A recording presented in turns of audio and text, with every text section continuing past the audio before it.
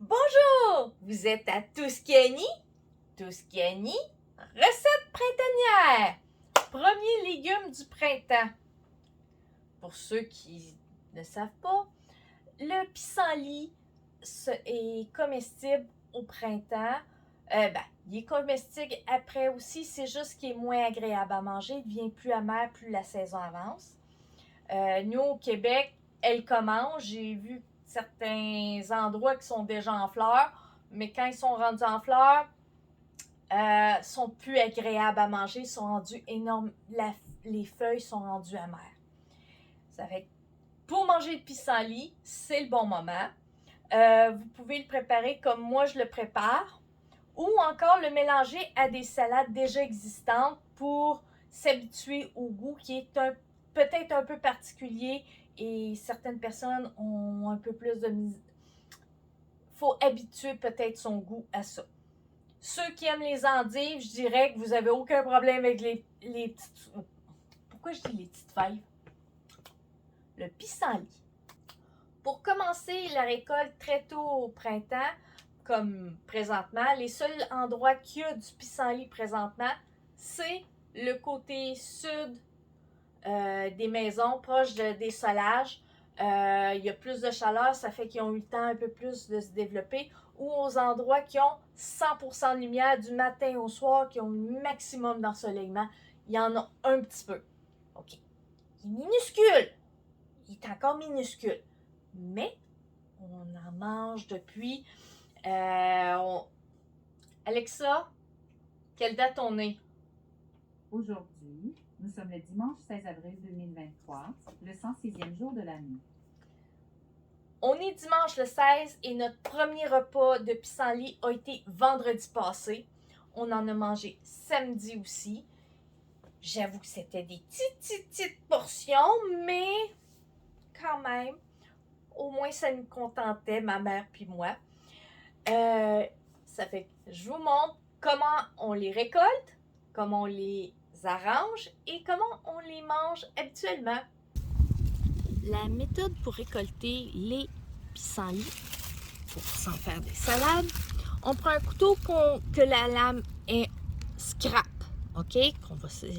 Qu'il n'y a plus de coupant, c'est pas grave, parce qu'un couteau, vous n'aimez pas couper avec, parce qu'après ça, là, il n'y a plus rien, il y aura.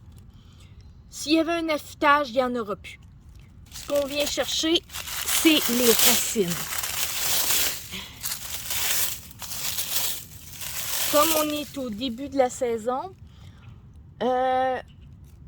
proche du solage de la maison, côté sud, ça sera là qu'il y aura les premiers pissenlits. Habituellement, il faut les prendre quand sur un terrain qui n'a jamais été et qui n'est pas arrosé contre les pesticides, herbicides et tout ça, pour que ce soit bon pour la santé. Comme vous voyez, il y a une carotte. Vous gardez la carotte. OK? On fait premier nettoyage comme ça. Et Et là, on ramasse le pissenlit, tous les pissenlits qu'on trouve. Là, on les passe à l'eau, toute la gang, en enlevant le plus de cochonneries possible, puis en dégageant, dégager un peu ce qu'il y a sur le bord.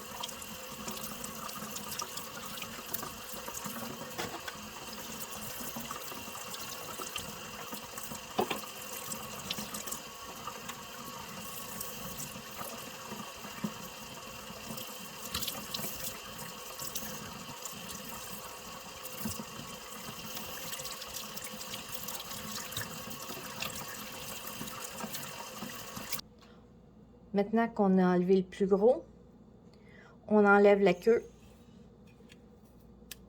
Comme ça. Et on laisse dans un plat. Pour faire un deuxième rinçage.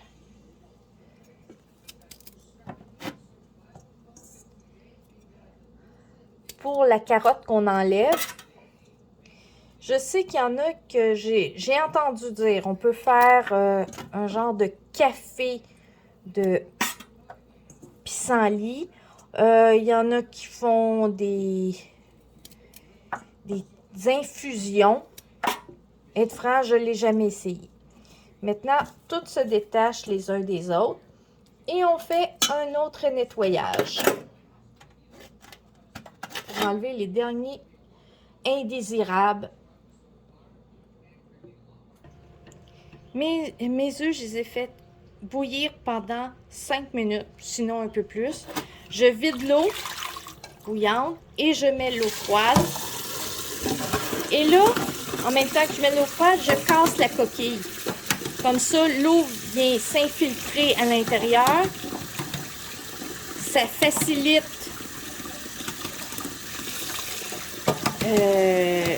enlever la coquille et ça refroidit l'œuf beaucoup plus rapidement. Bon, ça l'est fait, ça l'est pas. Et le dernier.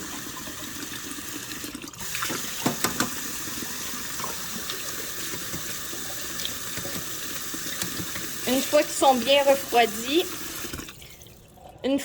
bien refroidis, je vais enlever toute la coquille.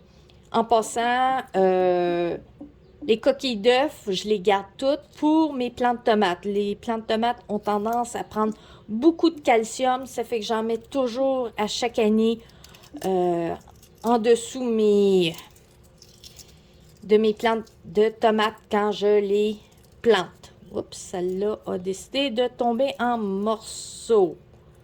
Cet œuf-là. Mais c'est pas grave. De manière ou autre, je les coupe toutes en morceaux après. Ça fait que ça n'aura pas trop d'importance, qu'ils soient beaux ou non.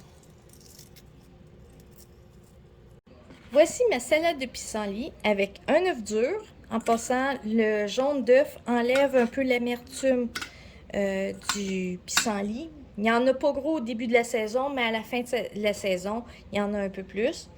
Tu peux simplement avoir une vinaigrette, huile, vinaigre, sel et poivre. Moi, j'ai mis de la italienne piquante avec un brin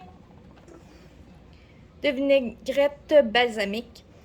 Juste quelques gouttes pour rehausser le goût.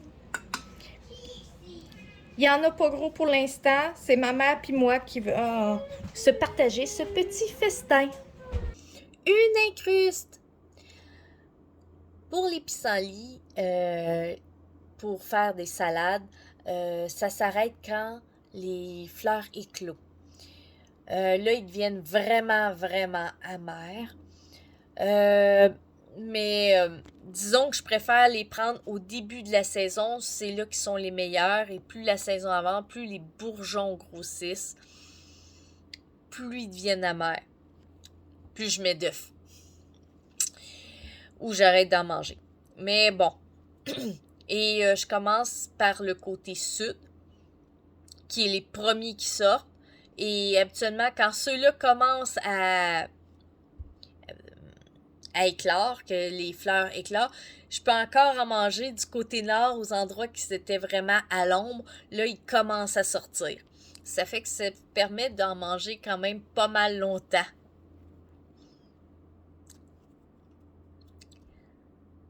Je vous laisse à la vidéo. Si vous avez aimé la vidéo, mettez un pouce en l'air et abonnez-vous pour d'autres petites recettes, mais principalement de couture.